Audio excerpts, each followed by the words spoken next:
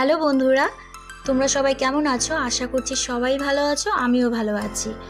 রাখিস লাইফস্টাইলে সবাইকে স্বাগত জানিয়ে আজকে আমি আলু কচু রেসিপি তোমাদের সাথে শেয়ার করছি।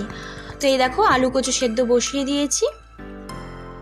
তারপর পেঁয়াজ কুচি, আদা কুচি, রসুন কুচি, লঙ্কা এটা ভালো করে ব্লেন্ড করে নেব। তো আমার ব্লেন্ড করা হয়ে গেছে মশলাটা। এবারে আমি তেল গরম হয়ে গেছে, কড়াই গরম হয়ে গেছে, এবারে তেল গরম করতে বসিয়ে দেব। তো তেলটা গরম হয়ে গেলে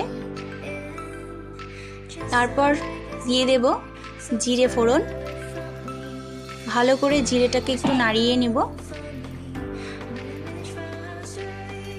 ভালো করে জিরেটা নাড়িয়ে নিয়ে তারপর দিয়ে দিব এতে সেই সেদ্ধ করা আলু কচুটা। ব্যাস দিয়ে দিলাম। এবার দিয়ে দিলাম নুন। এবার একটু ভালো করে নাড়িয়ে নেব।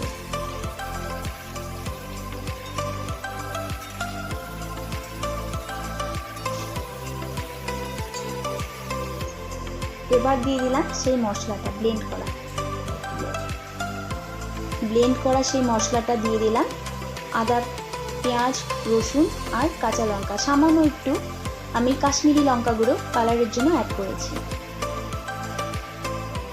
তো মশলাটা কষে গেছে। এবার আমি দিয়ে দিলাম হলুদ গুঁড়ো দিয়ে একটু ভালো করে নাড়িয়ে নেব আবার।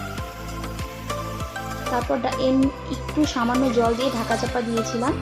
এবারে আরেকটু ভালো করে নাড়িয়ে দেখব আমার কচু আলুটা সেদ্ধ হয়েছে কিনা।